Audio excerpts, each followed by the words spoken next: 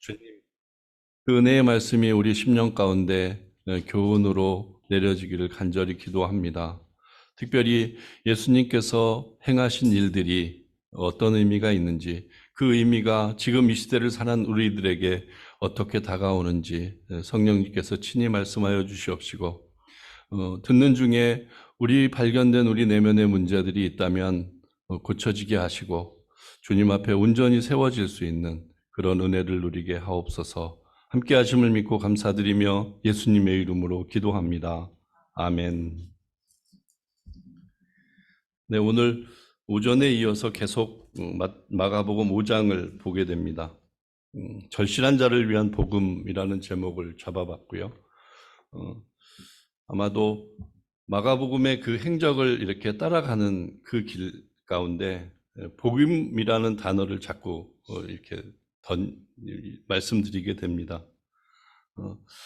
아무 희망이 없고 살 만한 가치가 없는데 예수님이 그곳에 가셔서 그곳에서 일으켜 세워주시고 깨끗게 하시고 구원함에 이르게 하시는 일들, 그 일들을 여러 군데에서 목도하게 되는데 그 일들의 이유 가운데 큰 것은 예수님의 사역이 온전히 이루어지는 것일 겁니다.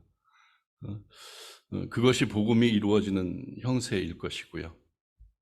그래서 오전에도 그 일들, 그 이유들을 생각해 보면서 느끼셨겠지만 그 말씀 가운데 내 모습이 자꾸 보여져서 내가 어떤 모습으로 살아야 할지가 자꾸 생각나셨으면 좋겠습니다.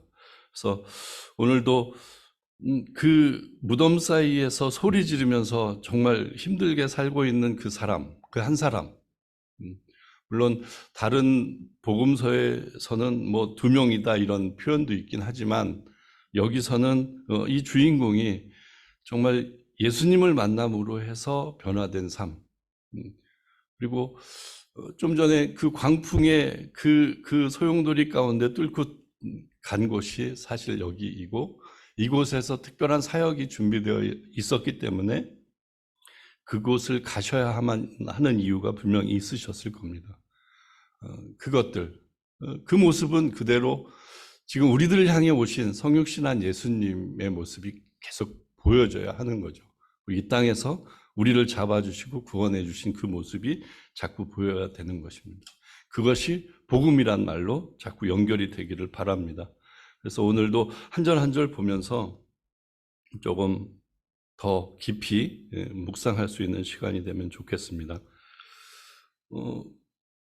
오전에 말씀을 통해서 그 바람, 그 광풍을 뚫고 간 곳이 거라사 땅인 거예요. 가면서 제자들에게 특별한 메시지도 허락하셨고 그 속에서 내가 어떤 분인지 어떤 역할을 하러 이 땅에 오셨는지를 분명히 크게 말씀해 주셨습니다. 그리고 그곳에 도착하는 것이 1절로 시작됩니다. 예수께서 바다 건너편 거라사인의 지방에 이르러 여기는 이방 땅입니다. 그리고 여지껏 경험한 것처럼 가는 곳마다 사람이 몰려드는 그런 곳은 아닙니다. 외딴 곳이고 그곳에서는 이스라엘 사람들이 먹지 않는 돼지를 기르는 곳입니다. 여기 돼지 떼가 등장하는 이유가 그곳은 돼지를 기르는 곳이었기 때문입니다. 그곳을 왜 가셨을까? 그 광풍을 뚫고 갈 만한 이유가 있었을까? 거기는 사람들도 별로 없는데 왜 가셨을까? 이런 생각을 좀 해보게 돼요. 그런데 거기를 굳이 예수님은 가셨습니다. 2절에 그 이유가 나타나죠. 배에서 나오심에 곧 더러운 귀신 들린 사람이 무덤 사이에서 나와 예수를 만나다. 이 한 사람을 만나기 위해 그곳을 가신 거죠. 근데 귀신이 들렸다고 하고 그 귀신이 들린 자가 이제 반응하는 모습이 처음으로 이렇게 등장을 합니다. 그 사람은 무덤 사이에 거처하는데 이제는 아무나 쇠사슬로도 맬 수 없게 되었으니 이는 여러 번 고랑과 쇠사슬에 매었어도 쇠사슬을 끊고 고랑을 깨뜨렸음이로라. 그리하여 아무도 저를 제어할 힘이 없는지라 밤낮 무덤 사이에서나 산에서나 늘 소리 지르며 돌로 제 몸을 상하고 있었더라. 그 한 사람의 모습을 몇 절에 걸쳐서 장황하게 설명을 하고 있습니다. 얼마나 심각한지를 보여주는 거죠. 물론 거기에도 동네가 있고 동네에서 살았던 사람일 것입니다.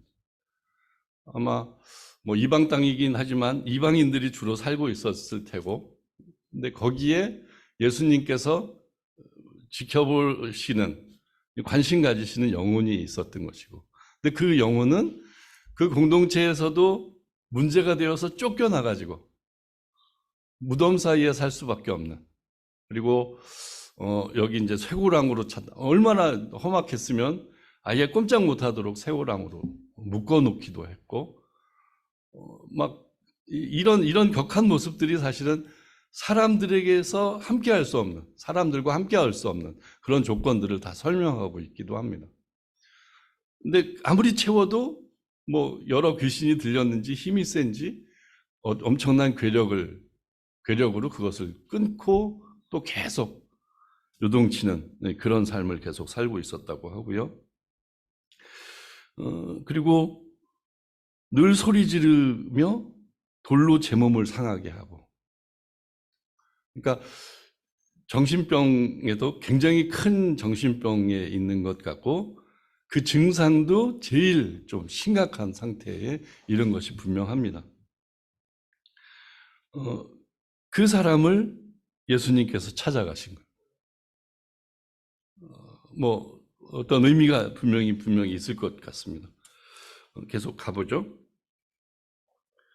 그렇게 그런 사람이 있는데 그가 멀리서 예수를 보고 달려와 절하고 있습니다. 그리고 7절에 큰 소리로 부르짖어 가로되 지극히 높으신 하나님의 아들 예수여, 나와 당신과 무슨 상관이 있나이까? 원컨대 하나님 앞에 맹세하고 나를 괴롭게 마옵소서 하니. 귀신 들린 자라고 표현하고 있고, 그리고 그 귀신 들린 자 앞에는 더러운이라는 표현까지 써가면서 좀 강한 어떤 그런 모습을 보이고 있는데, 그가 제일 먼저 한 일에 대해서 성경은 기록하고 있는 겁니다. 여지껏 그가 어떻게 살고 있는지를 나열을 했고, 그랬던 자가 갑자기 예수를 보고 달려와서 절하고 있는 것이고, 그리고 하나님의 아들이시오를 알아보고 이렇게 외치고 있는 그 모습인 거죠. 마가복음에는 1장부터 쭉 보면 귀신을 내어 쫓는 일들이 굉장히 많이 나타납니다. 그것을 설명드릴 때 사단과의 싸움을 말씀드렸고, 예수님이 가는 곳마다 사단에 묶여있는 무리들을 이렇게 풀어내 놓으시는, 그러니까 구원의 모습을 자꾸 이렇게 시연해 보여주시는 그런 모습으로 생각을 해봤었는데, 지금 여기도 그 현장으로 맞닥뜨리는 장면이 사실 이 부분인 거죠. 그런데 사람들한테 내가 예수다, 내가 메시아다 이런 것들을 설명하지 않았음에도 불구하고 다른 데서처럼 먼저 귀신이 예수님을 알아보는 그 모습인 거예요. 그것도 어떤 찬양의 성격을 가진 것처럼 지극히 높으신 하나님의 아들 예수여라고 표현하고 있고, 하지만 자기가 지금 어떤 역할을 하고 있는데 당신 때문에 굉장히 방해받고 있다 그러면서 나와 당신과 무슨 상관이 있게 나한테 이러느냐, 원컨대 하나님 앞에 맹세하고 나를 괴롭게 하지 마라, 이렇게 이제 호소하는 그를 보게 됩니다. 그러니까 사단이 지금 여지껏 그 정신병자에게 했던 일들을 한번 생각해 보세요. 아까 또 공동체에서 이제 잘 살고 있던 그 청년에게, 그 사람에게 아마 무슨 일들이, 뭔가 계기가 되어서 그런 일들이 벌어졌겠죠. 그리고 뭔가 같이 살 수 있는 조건들을 계속 노력했는데 더 이상 거기서 같이 살 수 없는 상황이 되었기에 쇠고랑도 채워보기도 하고 달래보기도 하고 별의별 처방을 다 해보기도 했는데 함께하지 못하니까 이제 무덤으로 내쫓은 거고, 거기서 자기 마음대로 뭔가를 발산하면서 살 수 있도록 한 거죠. 근데 그때 이제 어떤 사단이 그 역할을 하고 있었다는 것은 성경에서 계속 얘기하는 부분이고, 그것에 묶여서, 그러니까 왜 사단이 그렇게 그 사람에게 했을까를 한번 생각해 보면, 조금 생각해 볼 필요가 있을 것 같습니다. 뭐 이런 모습은 현상적으로 그렇게 우리가 나타나진 않지만, 우리들도 정상적인 삶 속에서 조금은 발악하면서 사는 삶, 조금은 뭔가 어떤 정상적인 신앙생활의 모습이 아닌 어떤 다른 것들을 탐욕하고 추구하는 삶, 그런 지점들이 분명히 있기 때문에 사단이 어떤 역할을 하고 있다는 것을 우리가 스스로 생각해 볼 필요가 있다는 거예요. 그래서 분명히 이 사람에게도 사단은 어떤 의도로 들어갔고 그를 붙들고 있었던 거죠. 어떤 의도였을까요? 그것은 분명히 그가 가지고 있는 하나님의 형상을 없애도록, 그러니까 그것을 갖추지 못하도록 방해하는 일이었을 공산이 큽니다. 왜냐하면 같이 살 수 없게 만들었으니까요. 그러니까 자꾸 그 쇠고랑도 채울 정도로 발악을 하는 그 모습은 하나님의 형상을 가진 자로서는 할 수 없는 일인 거잖아요. 근데 그 일들을 자꾸 체근하고 그 일들이 나타날 수 있도록 무엇인가 역할을 했다는 것. 그러니까 그 공동체에서 또 쫓겨났고, 그러면 사단이 우리들에게 하는 역할은 그런 역할이라는 거죠. 우리의 형상을 망가뜨리고 하나님과 함께 할 수 있는 어떤 관계성을 다 깨뜨리고, 그런 일들을 위해서 그에게 들어갔고 우리들에게도 간섭하고 방해하고 있다는 것을 좀 생각해 볼 필요가 있습니다. 그런데 그가 이제 진정한 하나님 예수 그리스도가 이 땅에 오셔서 여기를 방문하니까 위기가 생긴 거죠. 여지껏 내가 내 역할 충실히 하고 있었는데 그것을 방해받게 된 것이에요. 그러니까 이제 분명히 그 하나님은 분명하니까 가서 이렇게 호소하고 있는 겁니다. 이 말은 우리가 예수님의 공생애 때 처음 시험 당했을 때 사단이 시험했던 투랑 거의 비슷한 투예요. 네가 하나님의 아들이거든 이렇게 하라는 것. 그러니까 이것도 하나님의 아들이라는 것을 나타내면서 지금 내 역할을 아직도 할 수 있도록 계속 호소하고 있는 그들의 마음을, 그 사단의 심정을 우리가 이 말씀을 통해서 생각해 볼 수 있는 거죠. 8절에 이는 예수께서 이미 저에게 이르시기를 더러운 귀신아 그 사람에게서 나오라 하셨음이니라. 그렇게 호소하는 이유가 이렇다고 성경은 기록하고 있어요. 그러니까 지난번에도 말씀드렸지만 예수님이 걸어가는 길들 가운데 빛으로 가신 예수님이 이 땅에 오셔서 계속 빛을 밝히고 계십니다. 악한 것에 사단의 권세 아래 살던 사람, 뭐 중풍병자, 손마른 자, 그런 자들을 다 살려내시면서 해방시켜 주시면서 그 일들을 하고 계속 그 일들이 벌어지고 있는 거죠. 그리고 가는 곳마다 이렇게 말로 표현하셨을지 그냥 그 영적으로 이렇게 흐름이 있었는지 모르지만 저에게서 떠나가라, 떠나가라, 떠나가라 이렇게 그 일들을 계속 하고 계신 모습인 거죠. 그러니까 그것에 반응한 사단이 하나님의 아들을 알아보고 이렇게 호소하는 그런 형세를 이 마가는 계속 기록하고 있는 것입니다. 그러면서 9절에 이에 물으시되 내 이름이 무엇이냐라고 묻습니다. 너 이름이 뭐야? 이렇게 묻는 뉘앙스를 여러분들이 좀 느끼시면 좋을 것 같아요. 뭐 우리들도 그런 표현. 내가 조금 더 나은 위치에 있고 높은 위치에 있으면 너 이름 뭐야? 이렇게 하는 그런 모습인 거죠. 그러니까 하나님의 아들로서 너 이름이 뭐냐? 이렇게 묻는 거예요. 뭔가 치리할 것 같은 분위기로 너를 다스리고 너를 어떻게 할 거라는 분위기로 지금 이렇게 이름을 묻는 장면이 나오고 가로되 내 이름은 군대니 우리가 많음이니이다 라고 대답합니다. 여기서 이제 뭐 군대 귀신이다 뭐 이런 표현들, 그리고 여기에 다른 복음서에는 주가 달려 있는데 레기온이란 말로 표현이 되어 있습니다. 레기온이란 말은 로마 시대의 군대를 이렇게 묶는 단위로 사용되고 있어요. 그래서 한 레기온의 군인의 인원은 한 6천 명 가량으로 이렇게 알려져 있습니다. 그러면 군대다, 레기온이다, 내 이름을 밝혔는데 그만큼 여긴 많음이니다라고 표현한 것처럼 정말 수많은 귀신이 그에게 들렸다는 그런 표현을 우리가 볼 수 있습니다. 군대 귀신이라고 쉽게 표현을 하죠. 그 군대 귀신이 그를 붙들고 있기 때문에 지금 몇 절에 걸쳐서 설명한 그 일들이 계속 발산이 됐던 거고, 그로 인해 그 영혼은 거의 핍절되어 있던 그런 상황이었던 겁니다.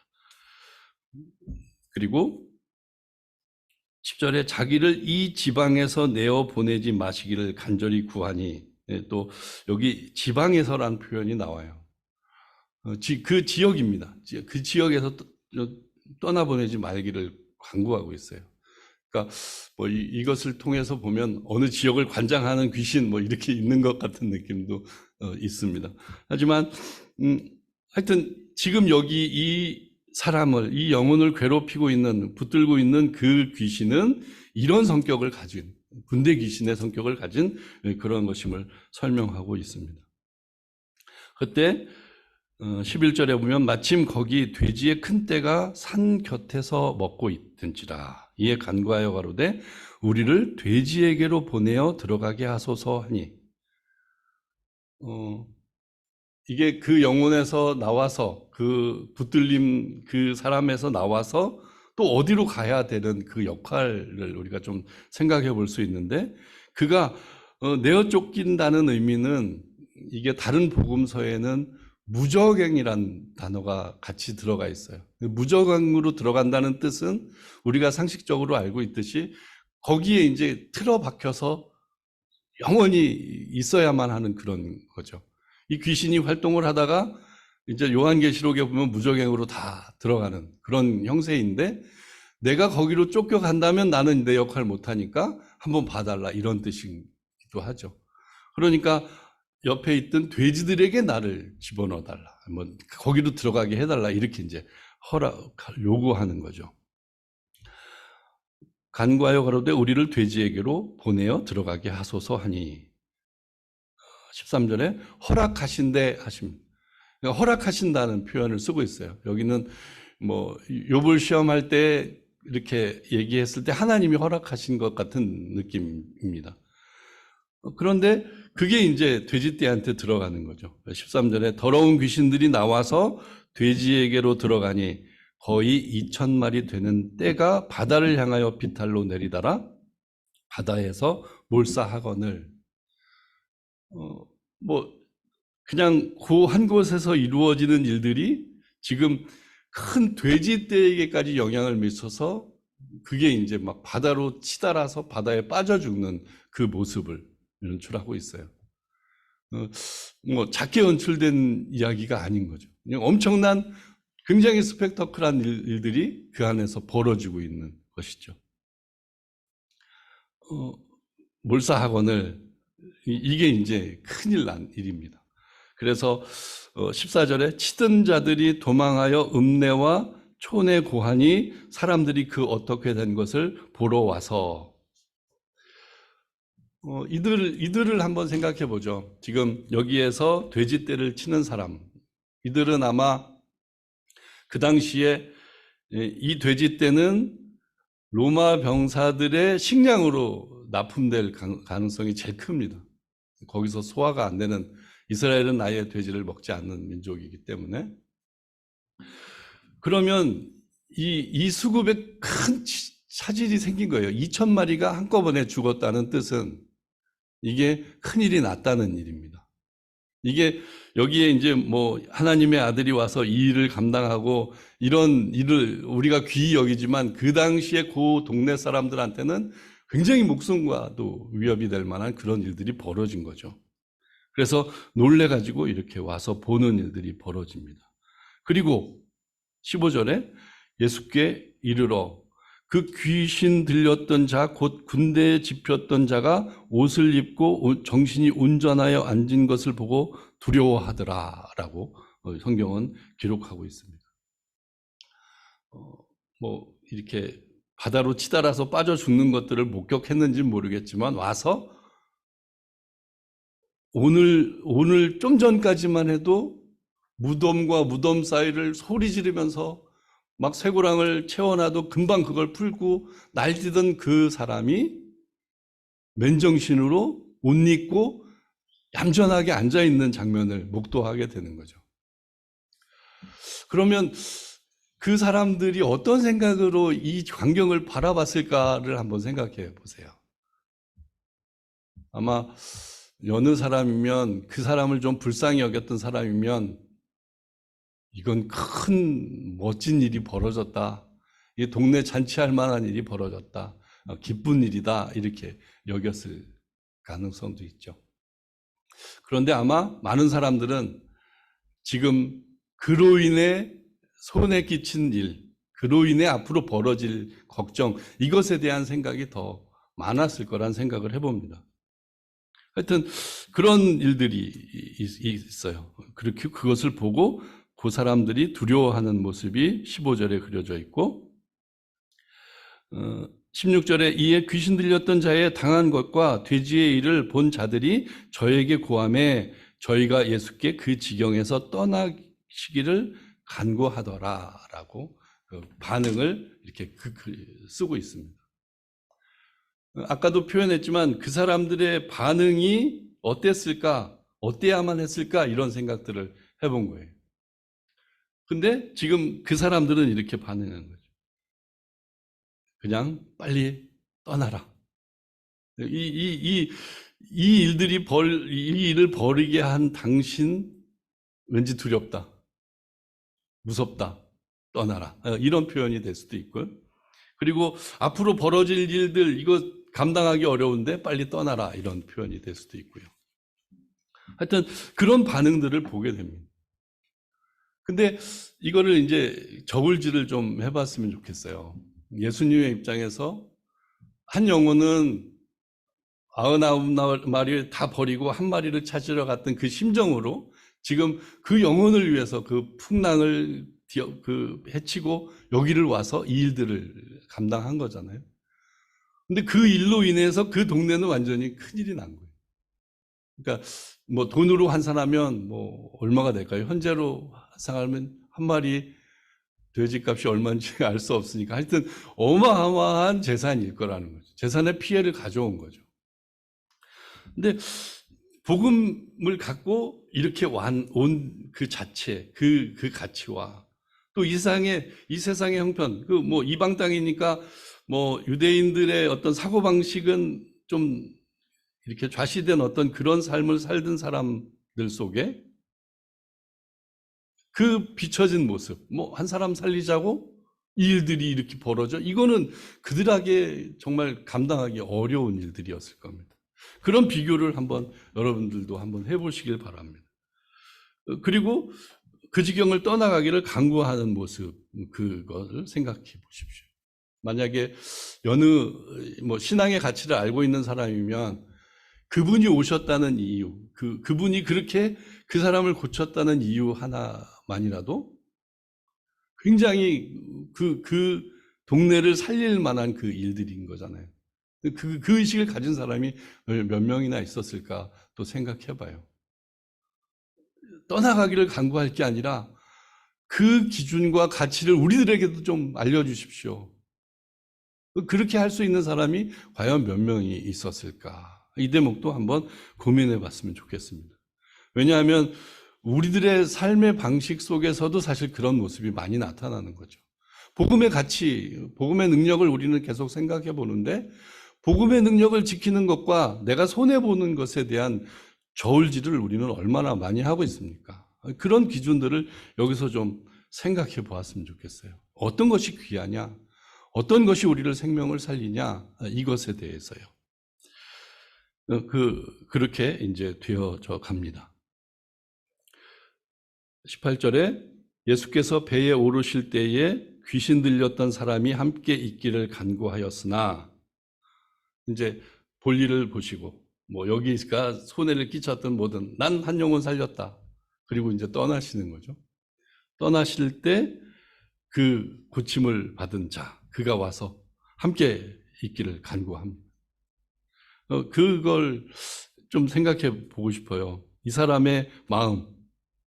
그러니까 내가 그동안에 이 동네에 끼쳤던 해악들을 생각하면서 뭐 죄송한 마음도 있을 테고, 하지만 놀라우신 분을 만나서, 예수 그리스도를 만나서 내가 이렇게 이런 삶을, 이 정상적인 삶을 살게 됐다라는 것. 그런데 내가 여기서 이제 어떤 일들을 행할 때 여기 있어서 이제 벌어질 일들이 많이 생각이 날 거잖아요. 아까도 표현했듯이 그 동네 사람들이 걱정해서 할 수 있었던 일들도 있고, 그리고 이 사람이 귀한 은혜를 입고 귀한 가치들을 갖고 이제 앞으로 삶을 살 텐데 그것이 과연 어떤 삶으로 펼쳐질까에 대한 그런 두려움도 있었을 테고요. 그런 것들로 이제 이렇게 간구하는 거죠. 그랬더니 19절에 허락지 아니하시고 저에게 이르시되 집으로 돌아가 주께서 내게 어떻게 큰 일을 행하사 너희를 불쌍히 여기신 것을 내 친속에게 고하라 하신대. 너는 여기 있어서 네 역할을 해야 된다라는 말씀을 하시는 거죠. 그리고 그 역할은 무엇이냐면 예수님께서 나를 불쌍히 여겨서 큰일을 행하신 일. 그러니까 저기 건너편에 갈릴리 쪽에서 그저 그냥 나 하나 바라보시고 여기 오셔가지고, 근데 왜 오셨는지 가만히 생각해 보면 아무 이유가 없어요. 그냥 생각할 수 있는 거는 내가 불쌍히 여기셔서 오신 것, 이게 이제 그 답밖에 없는 거죠. 근데 그 불쌍히 여기셔서 그 일들을 이루신 것, 나를 이렇게 정상인으로 만드신 것, 나를 사단의 그 구속에서 벗어나게 하셔서 이렇게 자유함으로 살아가게 하신 것, 그것을 내 친속에게 이렇게 전하라고 미션을 주시는 거죠. 그것이 쉬웠을까요? 어려웠을까요? 우리 한 사람 한 사람이 다 그런 지점에 다 계셨을 수 있어요. 내가 복음을 갖고 신앙인으로 살고 있을 때 나는 과연 내게 주신 그 은혜를 사람들에게, 이 사람에게 어떻게 전할까? 어떻게 내게 벌어진 일을 전할까? 이런 것들 고민하는 지점이 있었을 겁니다. 바로 그것을 우리가 좀 묵상해 봤으면 좋겠어요. 근데 거기에 이유를, 내게 어떻게 큰 일을 행하사 너를 불쌍히 여기신 것을 전하는 것. 이 굉장히 중요한 지점입니다. 이게 아마 복음적인 전도의 어떤 근거 기절로도 많이 사용되고 있습니다. 그러니까 내가 전하는 것, 그것은 이것이 되어야 합니다. 근데 여기에 불쌍히 여기사라는 표현을 여러분들이 자꾸 머릿속에 묵상하고 또 묵상하고 또 묵상해 보세요. 정말 그 이유밖에 없습니다. 예수님이 나를 사랑하신 이유, 나를 구원하신 이유는 그저 우리가 우리 이유를 찾는다면 그거 하나밖에 없습니다. 내가 뭘 잘해서, 내가 착해서, 뭐 해서 한 게 아무것도 없어요. 그냥 불쌍히 여기셔서 그렇게 하신 겁니다. 그것을 좀 많이 묵상해 보시기 바랍니다. 그리고 그가 가서 예수께서 자기에게 어떻게 큰 일을 행하신 것을 대가볼리에 전파하니 모든 사람이 기이 여기더라. 아마 그 지역의 전도자로 이제 그가 그 사명을 감당해서 아마 그 효과를, 그 이득을 많이 본 옆에 사람들이 많이 있을 거라는 생각을 해봅니다. 그렇게 오늘 이 장면이 끝을 맺습니다.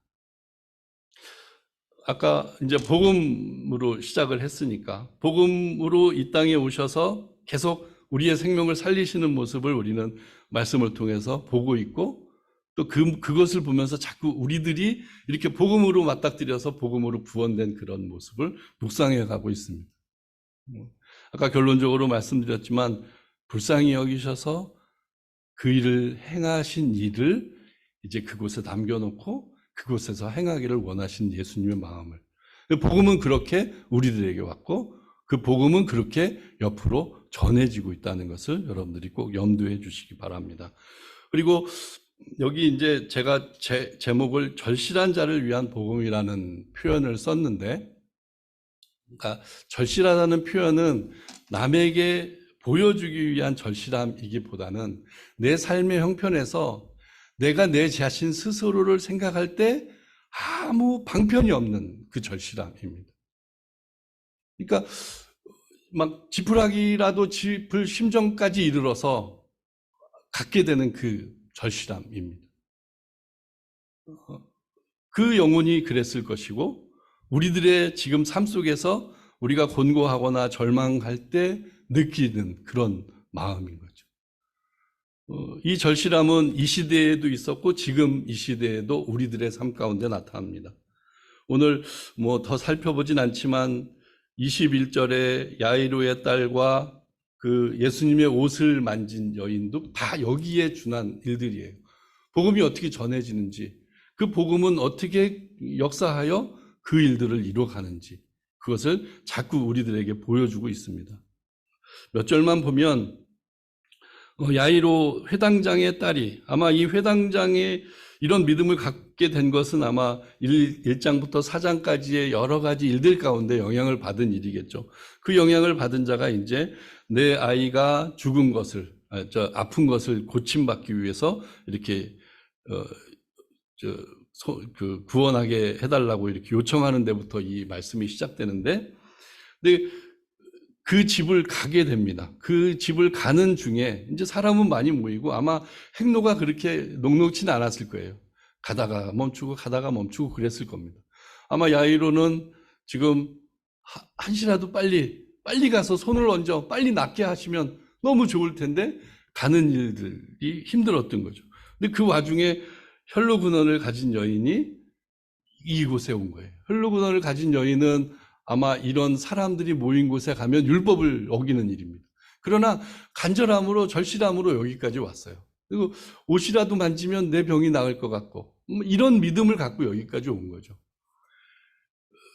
그리고 손을 댔어요. 그리고 손을 댔는데 그 시로 바로 나음을 입었습니다.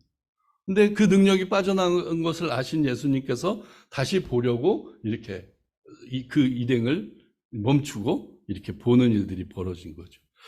33절에 여자가 제게 이루어진 일을 알고 두려워하며 떨며 와서 그 앞에 엎드려 모든 사실을 여짜온데 예수께서 가라사대 딸아 내 믿음이 너를 구원하였으니 평안히 가라 내 병에서 놓여 건강할지어다 라고 이렇게 그곳을 회복시켜주는, 그리고 그 일을 경험한 많은 사람들은 또 그 일로 예수님을 더 한번 생각하고 또 그 일로 또 예수님을 쫓는 그런 일들이 벌어졌을 것입니다.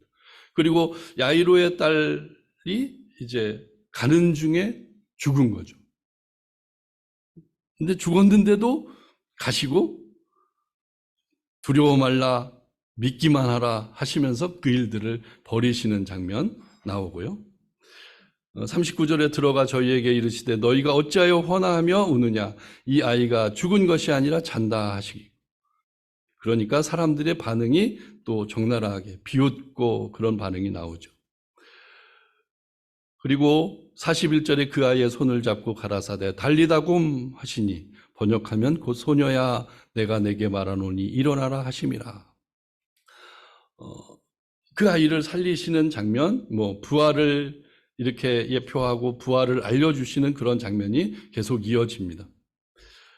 여기 이 말씀을 통해서 거기에 수많은 사연을 가진 사람들이 예수와 맞닥뜨려서 그 복음의 능력이 나타나는 그런 장면들을 이렇게 펼쳐놓고 있는 거죠. 우리들이 이것을 묵상하면서 다시금 이 땅에 오신 예수님의 목적, 예수님이 이루어가심 이런 것들을 계속 쫓아가시면서 묵상하시면서 과연 내 속에 그 복음의 씨가 이 시간이 많이 흐른 뒤에라도 여기에 이 똑같은 역사하심으로 이렇게 이루어지는 일들에 대해서 자꾸 내놓으시고 그것을 또 우리의 찬양으로 이렇게 승화시키시고 그 일들을 계속 우리는 해나가야 된다는 거죠. 그래서 오전에 말씀 나눈 것처럼 헤아리고 또 헤아리고 또 헤아릴 때 더한 것들이 우리들에게 주어지는 것처럼 이 복음을 따라 이 복음의 능력을 계속 묵상하다가 보면 정말 우리들의 삶이 이렇게 변화되고 있을 거라는 것을 믿습니다.